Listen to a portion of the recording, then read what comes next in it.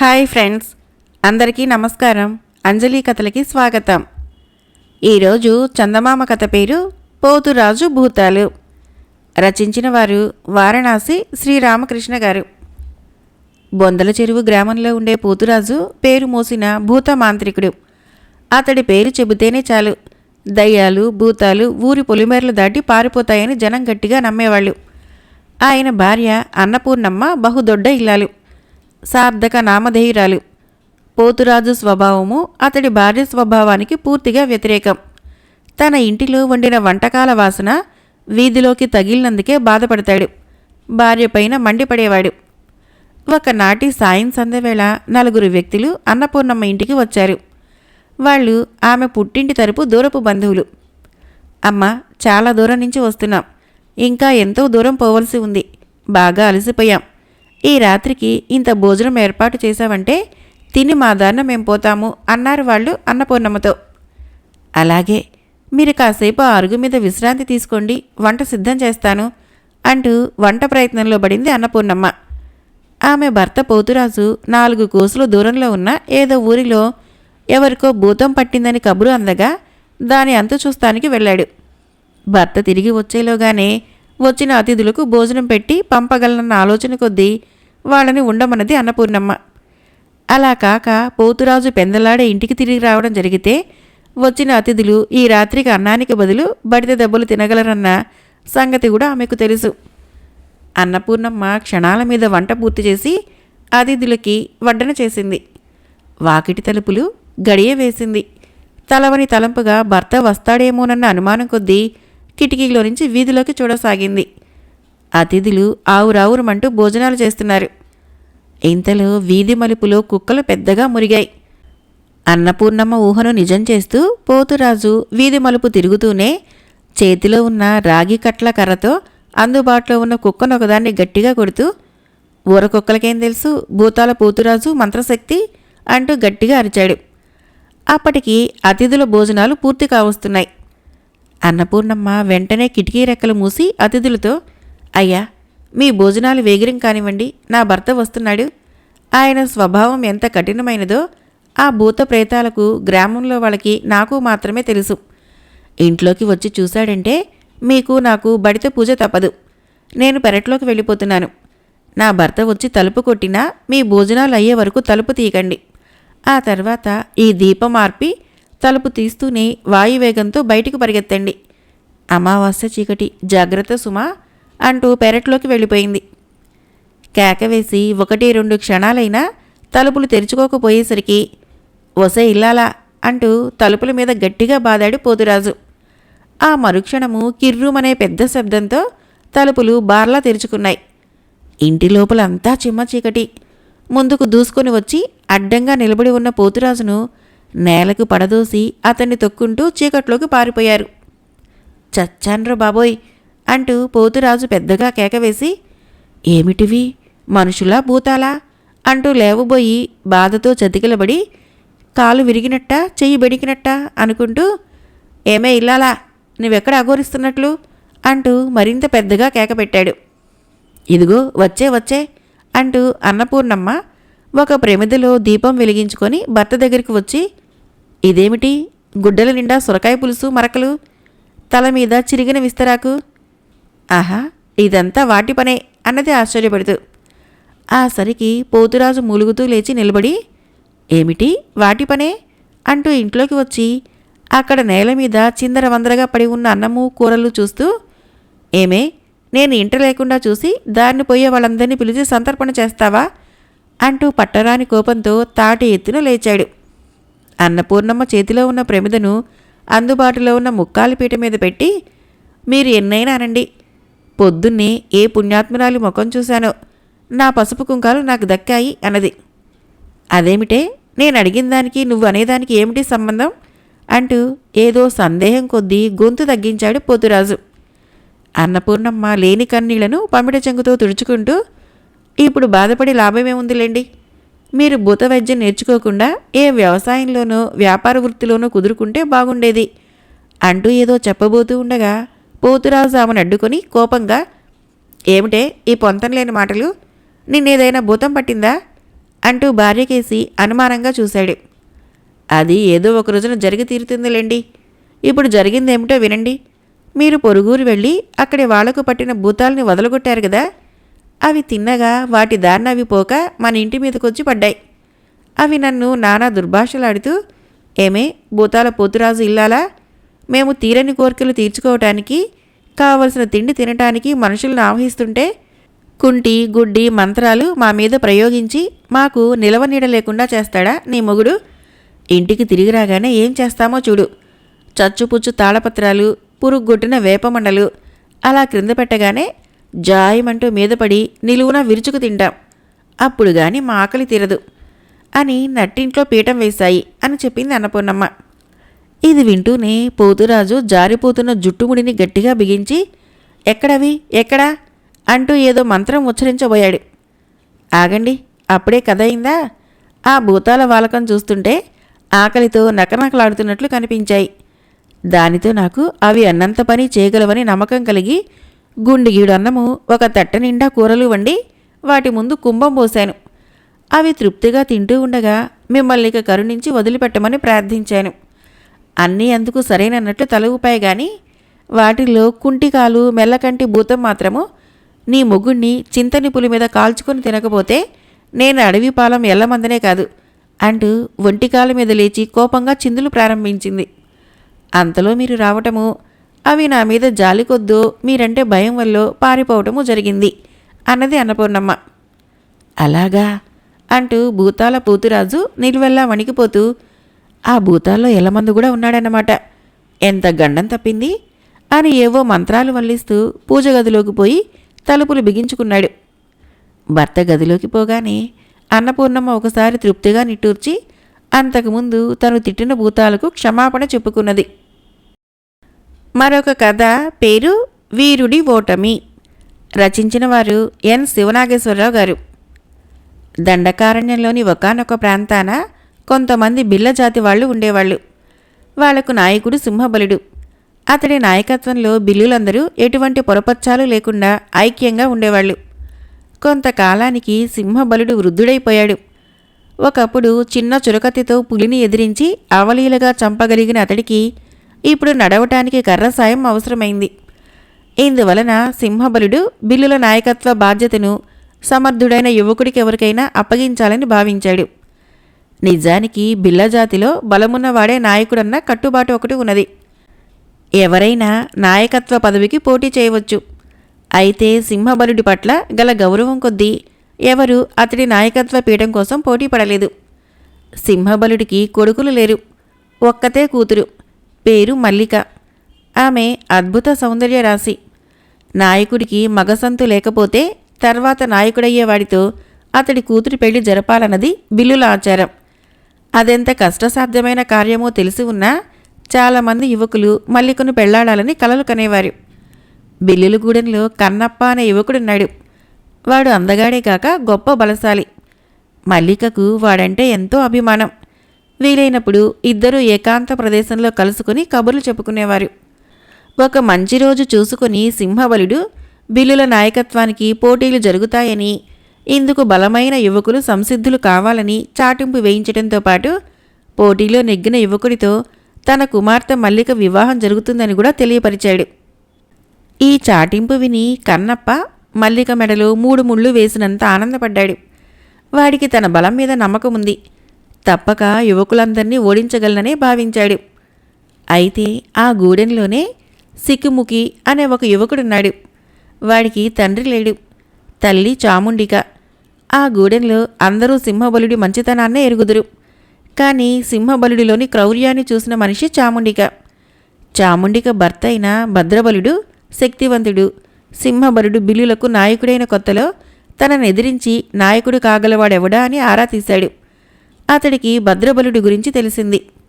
భద్రబలుడి వంటి బలశాలిని ఉపేక్షిస్తే తన పదవికి ప్రమాదం కలగవచ్చునని భావించిన సింహబలుడు అతడి మీద కక్ష కట్టి రహస్యంగా చంపించాడు. ఇది జరిగిన సమయంలో భద్రబలుడి కొడుకుకి సికముఖికి 5 ఏళ్ల వయసు. తన భర్తను సింహబలుడు రహస్యంగా చంపించాడని తెలుసుకున్న చాముండిక ఒకనాడు అతన్ని ఒంటరిగా కలుసుకుని, సింహబల, ఏ నాయకత్వం కోసం భయపడి నా భర్తను చంపించావో ఆ నాయకత్వాన్ని ఏదో ఒకనాడు నా కొడుకు సికిముకి చేజిక్కించుకోగలడు, ఇది నా శపథం అన్నది. ఇందుకు సింహబలుడు మీసం మెలివేసి, అది అసంభవం, ఎవరి అండా లేని నీ కొడుకు బిల్లుల నాయకుడు కావటమా అంటూ అవహేళన చేశాడు. ఆ తర్వాత సింహబలుడు చాముండిక విషయం పూర్తిగా మర్చిపోయాడు. అయితే చాముండిక మాత్రము సింహబలుడి క్రూరత్వానికి గురైన భర్తను మర్చిపోలేదు. ఆమె సికుముకి బిల్లుల నాయకుడయ్యేందుకు ఎంతో పట్టుదలతో కృషి చేసింది. ఆమె పట్టుదల వృధా కాలేదు. చూస్తుండగానే సికుముకి కత్తి, కర్ర, మల్ల, విలువిద్యల్లో ఆరితేరాడు. అయితే అతడు బలశాలిగా గాని వీరుడుగా గాని ఎవరి ముందు బయటపడలేదు. అలా జరిగితే సింహబలుడి చేతిలో తన కొడుకు కూడా హతమైతాడనే భయం వలన చాముండిక తగు జాగ్రత్తలు తీసుకున్నది. గూడెంలోని బిల్లజాతి వాళ్ళందరూ అంకాళమ్మ అనే దేవతను కొలుస్తారు. ప్రతి ఏటా ఆ దేవతకు జాతర జరుగుతుంది. ఆ జాతర దినానే కొత్త బిల్లుల నాయకుడిని ఎంపిక చేయాలని సింహబలుడు నిర్ణయించి ఆ ముందు రోజున పోటీలు ఏర్పాటు చేశాడు. ఈ పోటీలు 3 రకాలుగా ఉంటాయి. మొదటిది శారీరక బలానికి సంబంధించిన మల్ల యుద్ధానికి పోటీ. రెండవది ధైర్యానికి సంబంధించినది, చిన్న కత్తితో పులిని పోరాడాలి. మూడవది విలువిద్యా నైపుణ్యానికి సంబంధించినది. అంకాళమ్మ విగ్రహం ముందు పళ్ళాలలో పసుపు కుంకాలు ఉంచుతారు. ఆ పళ్ళాలు కింద పడకుండా కేవలం వాటిలోని పసుపు కుంకుమలు మాత్రమే అంకాళమ్మ విగ్రహం మీద పడేలా బాణంతో కొట్టగలగాలి. పోటీకి తలబడిన యువకులను సింహబలుడు 2 దళాలుగా విభజించాడు. మొదటగా మల్లయుద్ధ పోటీలు జరిగాయి. మొదటి దళంలో కన్నప్ప, రెండవ దళంలో సికుముకి విజేతలుగా ఎంపికయ్యారు. రెండో పోటీలో కన్నప్ప, సికుముకి చెరొక చిన్న కత్తి తీసుకొని పులితో పోరాడేందుకు బోనులోకి ప్రవేశించారు. కన్నప్ప, సికుముకి కూడా బలంగా గాయపడినా చివరకు బోనుల్లోని పులులను చంపగలిగారు. మూడవదైన విలువిద్యా పోటీ అంకాళమ్మ జాతర రోజు జరుగుతుందని ప్రకటించాడు సింహబలుడు. పులులతో పోరాటం ముగిశాక కన్నప్ప సికుముకి గురించి ఆరా తీశాడు. అప్పుడు అతనికి సికుముకి బలపరాక్రమాల గురించి వివరం తెలిసింది. విలువిద్యలో కన్నప్పకున్న ప్రావీణ్యం ఏమంతా చెప్పుకోదగింది కాదు. అందువల్ల తను తప్పక ఓటమి పొందే అవకాశం ఉన్నది. అప్పుడు సికుముకి బిల్లుల నాయకత్వ పీఠమే కాక తను ఎంతగానో ప్రేమించిన మల్లిక కూడా దక్కుతుంది. కన్నప్ప పుట్టెడు దిగులుతో ఆ రాత్రి మల్లికకు సంగతంతా చెప్పి, సికుముకి వంటి మహావీరుడు మన గూడెంలో ఉన్నాడని ఇంతకాలం నేను తెలుసుకోలేకపోయాను. విలువిద్యలో అతన్ని జయించగలనన్న నమ్మకం నాకేమాత్రమూ లేదు అన్నాడు. ఇది విని మల్లిక కళ్ళనీళ్లు పెట్టుకుని, నీతో పెళ్లి కాకపోతే నేను ఏ నుయ్యో గొయ్యో చూసుకుంటాను తప్ప మరొకరిని పెళ్లాడను అన్నది. కన్నప్ప తనకు మల్లికపై గల ప్రేమ గురించి చెప్పి ఆమెతో తన పెళ్లి జరిగేలా చూడమని బ్రతిమలాడాడు. మల్లిక అతడి పాదాలు తాకి, అన్నా, ఈ చెల్లి కోరిక మన్నించు అని చిన్నగా రోదించింది. అప్పుడు సికిముకి కన్నప్పతో, కన్నప్ప, మీరిద్దరూ నాకు విషమ పరీక్ష పెట్టారు. ఈ పోటీల్లో గెలవాలన్నదే నా జీవితాశయం. అదే నా తల్లి కోరిక కూడా. అయితే నిజాయితీగా ఒక ప్రశ్నకు జవాబు చెప్పు. బిల్లుల నాయకత్వం లేక మల్లిక, ఈ రెండిటిలో ఒకటే నీకు దక్కుతాయంటే దేన్ని కోరుకుంటావు అని ప్రశ్నించాడు. ఆ వెంటనే కన్నప్ప, బిల్ల నాయకత్వము నాకు గడ్డిపోచతో సమానం. నేను మనసా కోరుకునేది మల్లికను అన్నాడు. నీ నిజాయితీ నాకు నచ్చింది అని సికుముకి మల్లికను పంపించేసి అప్పటికప్పుడు మర్నాడు జరగబోయే విలువిద్యా పోటీకి సంబంధించిన కొన్ని మెలకువలు కన్నప్పకు వివరించాడు. కన్నప్ప సికుముకి పాదాభివందనం చేసి, గతంలో నీలాంటి గురువు నాకు లభించకపోవటం నా దురదృష్టం అని వెళ్ళిపోయాడు. మర్నాడు బిల్లులందరూ అంకాళమ్మ గుడి ముందు చేరారు. తొలిగా సికుముకి వేసిన బాణము అంకాళమ్మ విగ్రహం ముందున్న పసుపు కుంకుమల పళ్ళాలకు కాస్త దూరంగా దూసుకుని పోయింది. కన్నప్ప వేసిన బాణము మాత్రము పళ్ళాలు క్రింద పడకుండా అందులో ఉన్న పసుపు కుంకాలని రాసుకుంటూ పోయి అంకాళమ్మ విగ్రహం మీద ఆ పసుపు కుంకుమలు పడేలా చేసింది. బిల్లులందరూ పెద్ద పెట్టున హర్షధ్వానాలు చేశారు. అప్పుడు సింహబలుడు కన్నప్పని బిల్లుల నాయకుడిగా అలంకరించిన పీఠం మీద కూర్చోబెట్టి తన కుమార్తె మల్లికతో వివాహం జరిపించాడు. సికిముకి ఓడినా అతడి సాహస బలపరాక్రమాలు సింహబలుడిని ఆశ్చర్యపరిచాయి. అతడు గూడెంలో కొందరిని ప్రశ్నించి సికిముకి చాముండిక కొడుకని తెలిసి మరింతగా ఆశ్చర్యపోయాడు. అతడు చాముండికను పిలిపించి, ఇది చాలా కాలం క్రిందట మాట అనుకో, నీ కొడుకు బిల్లనాయకుడు కాలేడని చెప్పాను. అంతే జరిగింది. పాపం నీ శపథం ఏమైంది అంటూ నవ్వాడు. అప్పుడు చాముండిక, నా శపథమా నెరవేరింది. సింహబల, ఒకప్పుడు నువ్వు నరరూప రాక్షసుడివి, కానీ ఈనాడు కళ్ల ముందు ఏం జరుగుతున్నది కూడా చూడలేని అంధుడివి అంటూ వెళ్ళిపోయింది. ఆ జవాబు విని నివ్వెరపోయిన సింహబలుడు ఆలోచనలో పడ్డాడు. మల్లిక జరిగిందేమిటో తండ్రికి వివరించింది. అంతా విన్న సింహబలుడు చిత్రంగా ఉంది, ఇది వీరుడి ఓటమి అన్నమాట అన్నాడు ఆశ్చర్యపోతూ. ఆ తర్వాత నెల తిరగకుండా సికుముకి కన్నప్పతో బలపరీక్షకు తలపడ్డాడు. బిల్లుల ఆచారం ప్రకారము నాయకుడైన వాడు తన మీద కాలు దువ్విన వాడితో పోరాడి తన బలం నిరూపించుకోవాలి. సికుముకి అందులో కన్నప్పను సునాయాసంగా ఓడించాడు. అప్పుడు కన్నప్ప సికుముకి బిల్ల నాయకత్వం అప్పగించాడు. సింహబలుడు సికుముకిని కౌగిలించుకొని, నీ త్యాగం అపూర్వమైనది, చిన్నవాడివైనా శిరస్సు వంచి నమస్కరిస్తున్నాను అన్నాడు. ఆ దృశ్యం చూసి సికుముకి తల్లి చాముండిక గర్వంతో పొంగిపోయింది. మరొక కథ పేరు బుద్ధయ్య తెలివి. చెంచలపురంలో బుద్ధయ్య అనేవాడికి తనంత తెలివైన వాడు లేడని నమ్మకం. కానీ అంతా వాడిని పరమ మూర్ఖుడనేవారు. తన తెలివిని నిరూపించుకోవటానికి వాడికి మహా కోరికగా ఉండి గ్రామాధికారి దగ్గరకు వెళ్ళాడు. గ్రామాధికారి వాడితో, ఒరేయ్, నువ్వు పరమ మూర్ఖుడువని ఈ ఊళ్ళో అంతా నమ్ముతున్నారు. నువ్వేం చెప్పినా ఎవరూ వినరు. ఈ ఊళ్ళో వాళ్ళు గౌరవించే మరొక ఊరి తెలివైన వాడిని కలుసుకుని మెప్పించి ఆయన చేత నువ్వు తెలివిగలవాడినని ఒప్పించు. అప్పుడు మనూరి వాళ్ళు నీ తెలివి గురించి ఒప్పుకుంటారు అని చెప్పాడు. బుద్ధయ్య పొరుగురికి ప్రయాణమయ్యేంతలో వెతకబోయిన తీగ కాలికి తగిలినట్టు ఆ ఊరికి సిద్ధయ్య అనే యోగి వచ్చాడు. ఆయన చెప్పే విషయాలు వినటానికి ఊరి వాళ్ళందరూ ఎగబడ్డారు. సిద్ధయ్య తనను మెచ్చుకుంటే ఊరు వాళ్ళు మెచ్చుకోగలరని బుద్ధయ్యకు తోచింది. ఒకరోజున వాడు కూడా వెళ్ళి ఆయన బోధనలు విన్నాడు. సిద్ధయ్య ఆ రోజు చాలా విషయాలు చెప్పాడు. కాకుల్లో తెల్ల కాకులు ఉండవని, అలాంటి వాటి కోసం వెతకటం మూర్ఖత్వమని ఆయన అన్నాడు. సమస్త ప్రాణులు ఒక్కటేనని ఆయన చెప్పాడు. రావణాసురుడెంత గొప్పవాడైనా పరస్త్రీ వ్యామోహం వలన పతనమయ్యాడని, అందుకే మనిషి ఏ దుర్గుణాన్ని తనలో చేరనివ్వరాదని ఆయన అందరికీ సందేశమిచ్చాడు. ఆ తర్వాత బుద్ధయ్య సిద్ధయ్యను ఆయన విడిదిలో కలుసుకుని, స్వామి, తర్కశాస్త్రంలో నన్ను మించిన వారు లేరు. ఈరోజు తమరు చెప్పిన మాటలు కొన్ని తర్కశాస్త్రానికి అందకుండా ఉన్నాయి. సందేహాలు తీర్చుకునేందుకు వచ్చాను అన్నాడు. అడుగు నాయనా అన్నాడు సిద్ధయ్య. కాకుల్లో తెల్ల కాకులుండవన్నారు, అందుకు ప్రమాణమేమిటి అని అడిగాడు బుద్ధయ్య. నాకు తెలిసి ఇంతవరకు తెల్ల కాకుల్ని ఎవరూ చూడలేదు అన్నాడు సిద్ధయ్య నెమ్మదిగా. నాకు తెలిసినంతవరకు ఇంతవరకు ఎవరూ దేవుణ్ణి చూడలేదు, అందువల్ల దేవుడు లేనట్లేనా అన్నాడు బుద్ధయ్య.